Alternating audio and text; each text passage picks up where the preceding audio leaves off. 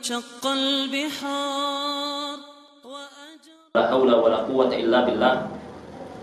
Allahumma ighfir lana wa liwalidina wa limasyayikhina wa liman lahu haqqun 'alaina. Allahumma hdina lima ikhtalafa fihi minal haqqi bi'idnik innaka tahdi man tasha' ila siratal mustaqim. Jamaah yang dimuliakan Allah Subhanahu wa taala, kali ini kita melanjutkan pembahasan berikutnya, yaitu pembahasan tentang marhalah fikih, yaitu marhalah fikih setelah wafatnya Nabi sallallahu alaihi wasallam. Jadi marhalah fikih sebelum madhab arba'ah, sebelum madhab arba'ah itu ada yang membagi menjadi sekitar 3 sebelum marhalah madhab arba'ah, yaitu marhalah Nabi SAW sampai abad ke-11, kemudian marhalah dari abad ke-11 sampai Khulafaur Rasyidin berakhir sekitar 40 Hijriah, ya, tahun 40 Hijriah.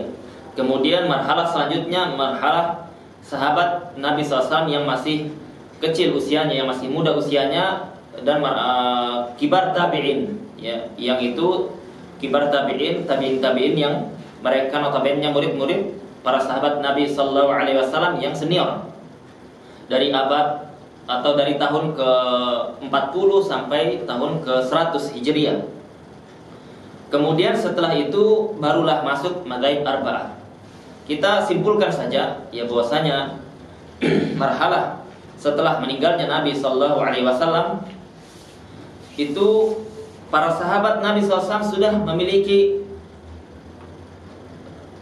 kekuatan, ya, memiliki pemahaman dalam masalah bagaimana memahami syariat, bagaimana memahami dalil-dalil yang diinginkan Allah dan Rasulnya. Itu mereka sudah punya, karena mereka yang pertama, mereka itu menguasai bahasa Arab. Yang kedua, mereka itu menguasai apa yang terjadi di zaman Nabi SAW. Jadi dari perkara-perkara, masalah-masalah atau urusan yang terjadi di zaman Nabi SAW itu mereka kuasai, karena mereka hadir di zaman itu, karena mereka waktu itu bersama Nabi SAW, bersama para sahabat yang lain. Mereka mengetahui ketika terjadi kasus seperti ini, Nabi SAW seperti itu. Ketika seperti ini, maka Nabi SAW berbeda lagi hukumnya. Maka mereka sudah terbiasa dengan apa? Dengan cara Nabi SAW menjelaskan syariat. Jadi penguasaan mereka terhadap bahasa Arab, kemudian mereka itu mengetahui di lapangan ketika bersama Nabi SAW, ketika masih hidupnya Nabi SAW, maka para sahabat Nabi SAW itu memiliki kemampuan untuk apa? Untuk berijtihad, ya, untuk berijtihad. Ya, meskipun kita katakan bahwasanya di zaman Nabi SAW itu tidak semua sahabat Nabi SAW itu melakukan ijtihad, tidak semuanya. Karena apa? Karena ilmu itu bertingkat-tingkat. Jadi harus difahami itu. Difahami masalah apa? Masalah derajat atau martabah suhbah, martabah derajat sahabat itu berbeda dengan ilmu. Ya, berbeda dengan ilmu. Karena apa? Karena ilmu itu sesuatu yang dia harus dicari, yang dia butuh belajar, butuh taufik dari Allah Subhanahu wa taala, butuh untuk dia kejar, dia cari. Makanya di zaman tabi'in ada yang lebih berilmu dibandingkan di zaman sahabat Nabi sallallahu alaihi wasallam. Ya, tetapi dalam masalah keunggulan derajat martabah yang disandang sahabat Nabi SAW itu lebih tinggi dibandingkan para tabi'in atau orang-orang setelahnya. Maka kita menjelaskan sedikit di zaman Nabi, setelah zaman wafatnya Nabi sallallahu alaihi wasallam, sebutkan ba'da wafatin Nabi sallallahu alaihi wasallam, setelah wafatnya Nabi sallallahu alaihi wasallam, inqata'at tasyri'. Syariat itu sudah terputus. Ya, syariat sudah putus. Maksudnya sudah putus, tidak ada lagi yang dia bisa membuat syariat, ya. Dan ini pahami nih. Ini ketika kita pahami bahwasanya tidak ada lagi yang bisa membuat syariat, karena syariat Islam, syariat agama Allah sudah berhenti ketika Allah Subhanahu wa taala berfirman, "Al-yauma akmaltu lakum dinakum wa atmamtu 'alaikum ni'mati wa raditu lakumul Islam madina." Al-yauma akmaltu lakum dinakum, hari ini aku sempurnakan bagi kalian agama kalian. Wa atmamtu 'alaikum ni'mati, dan aku sempurnakan kepada kalian nikmatku. Kepada siapa? Kepada sahabat Nabi SAW, kepada Nabi SAW. Yaitu ketika wafatnya Nabi, itu menjelang wafatnya Nabi sallallahu alaihi wasallam. dan Allah Subhanahu wa taala hanya meridhai Islam sebagai agama satu-satunya. Maka kita harus pahami bahwasanya tidak ada lagi syariat setelah itu. Tetapi fikih masih ada, ya. In qata'a at-tasyri' wa lam yanqati' al-fiqh. Syariat sudah putus, tidak ada lagi yang bisa menambahkan syariat atau membuat syariat baru, tetapi fikih tidak terputus, berlanjut dia. Dan ini menjelaskan kepada kita bahwasanya tidak ada dalam agama kita itu syariat digunakan dengan jalan al-kasyf, ya, jalan al-kasyf. Al-kasyf itu bagaimana? Kasyf itu seperti mimpi, ya, seperti mimpi yang dia dibukakan, ya, mimpi atau semisalnya yang dia dibukakan oleh seseorang dengan anggapan bahwasanya itu adalah syariat yang dia bisa jadikan sandaran hukum dalam masalah-masalah zuhud, dalam masalah-masalah tazkiyatun nafs, maka itu tidak ada dalam syariat kita, ya, dan itu menyelisihi para sahabat Nabi Sallallahu Alaihi Wasallam dan menyelisihi para ulama dari zaman ke zaman, ya, dari kalangan para ulama Ahlussunnah yang mereka di kalangan salaf dahulu. Ya, kita jelaskan bahwasanya, ini pahami bahwasanya di zaman Nabi Sallallahu Alaihi Wasallam ketika terputusnya wahyu atau sudah berakhirnya wahyu, zaman wahyu sudah terhenti, maka fikih tidak berhenti. Fakana sahabat radhiyallahu anhum ridwanu alaihim yastanbitun minal kitab was sunnah wa yaftunan nas. Dan para sahabat Nabi SAW ketika itu mereka saling beristinbat. Istinbat itu menjelaskan hukum dari kitab dan sunnah, ya, menjelaskan hukum dari kitab dan sunnah, atau dikenal dengan ijtihad. Dan mereka berfatwa, ya, dan mereka berfatwa. Tetapi dari kalangan sahabat Nabi SAW ini tidak semua mereka berfatwa, tidak semua mereka ahlul ijtihad. Ya, sebagaimana kita singgung di awal tadi, bahwasanya para sahabat Nabi SAW itu ilmunya bertingkat-tingkat. Ya, tidak sama antara ilmunya Abu Bakar dengan ilmunya sahabat Abu Hurairah. Ya, tidak sama antara ilmunya Aisyah dengan ilmunya Ummu Salamah. Jadi berbeda tingkat ilmu mereka. Ya, kenapa bertingkat seperti ini? Itu seperti itu, ya. Itu sesuatu yang sudah Allah Subhanahu wa taala berikan kepada masing-masing orang. Allah Subhanahu wa taala yu'ti fadlahu liman syaa. Allah memberikan keutamaannya kepada siapapun yang Allah kehendaki. Tetapi dari kalangan sahabat Nabi sallallahu alaihi wasallam ini ada beberapa orang yang mereka tercatat memiliki fatwa-fatwa yang fatwanya masih terbukukan atau masih ada sampai kepada kita, ya. Kemudian mereka memiliki murid-murid dari kalangan para tabi'in,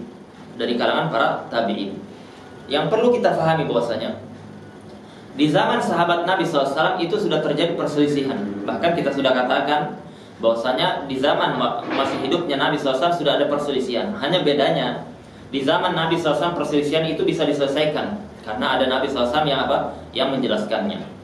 Tetapi ketika meninggalnya Nabi SAW, para sahabat kembali berselisih.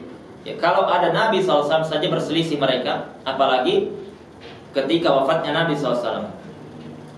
Berarti apa? Berarti ketika para sahabat saja sangat mungkin berselisih ketika hidupnya Nabi, ya, apalagi setelah wafatnya Nabi. Apalagi seperti kita sekarang yang kita tidak bertemu dengan Nabi, tidak bertemu dengan sahabat, tidak bertemu dengan tabi'in, tidak dengan tabi'ut tabi'in, tidak dengan ulama madzhab arba'ah semuanya. Maka keniscayaan kita adalah berselisih. Ya.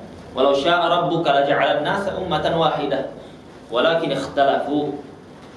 Kalau Allah menginginkan, Allah bisa membuat umat ini menjadi umat yang satu. Maksudnya umat yang satu tidak berselisih, tetapi Allah mentakdirkan dengan takdir kauni, yaitu takdir yang diinginkan Allah Subhanahu wa taala, tetapi belum tentu diridhai dan belum tentu dicintai Allah Subhanahu wa taala.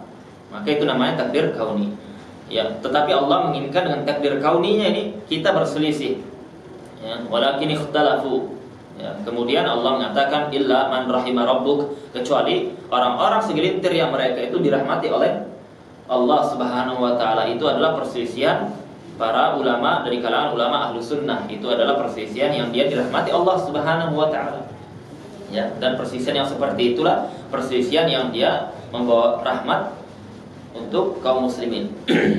Yaitu sebagaimana yang disebutkan oleh Umar bin Abdul Aziz, bahwasanya saya tidak tidak bahagia, tidak merasa senang dengan para sahabat itu hanya sekedar bersepakat. Tetapi saya justru lebih senang, lebih bahagia ketika ada perselisihan di kalangan para sahabat Nabi SAW, yang mana dengannya akan memudahkan oleh orang-orang setelahnya itu dari kalangan kaum muslimin untuk beramal. Terkadang ada yang bisa mengamalkan ini, ada yang bisa mengamalkan itu. Maka itu diantara rahmat Allah Subhanahu Wa Taala. Tetapi harus dipahami bahwasanya perselisihan yang seperti itu adalah perselisihan dalam masalah-masalah yang sifatnya furu' ad-din, yaitu cabang dalam agama, yang maksudnya adalah perkara-perkara yang tidak disepakati.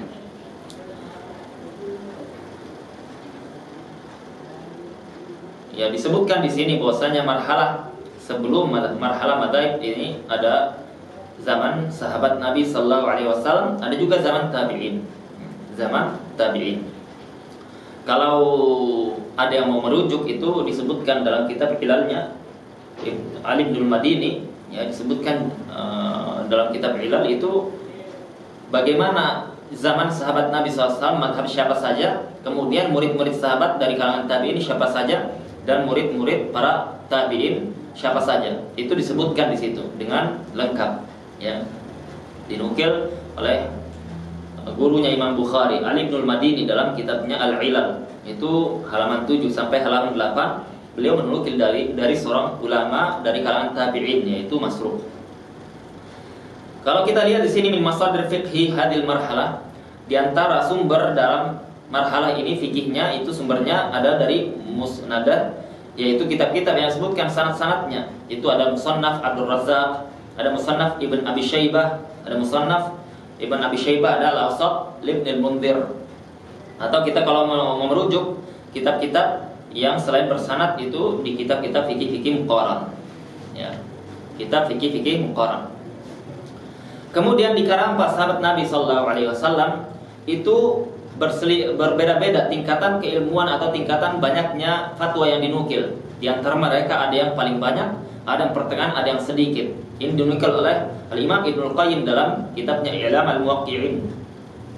Itu yang paling banyak adalah sahabat Umar bin Khattab, Ali bin Abi Thalib, Ibnu Mas'ud, kemudian sahabat Aisyah istri Nabi SAW tercinta, Zaid bin Thabit, kemudian Ibnu Abbas. Ya, Zaid bin Thabit ini adalah yang paling paham terhadap masalah-masalah warisan.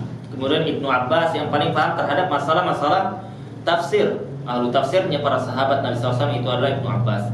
Kemudian ada sahabat Ibnu Umar. Ya, Ibnu Umar dia merupakan anak dari Umar bin Khattab radhiyallahu taala anhu. Mereka ini yang paling banyak, 7 orang ini, ya, yang nanti fatwanya tersebar dari 4 ini.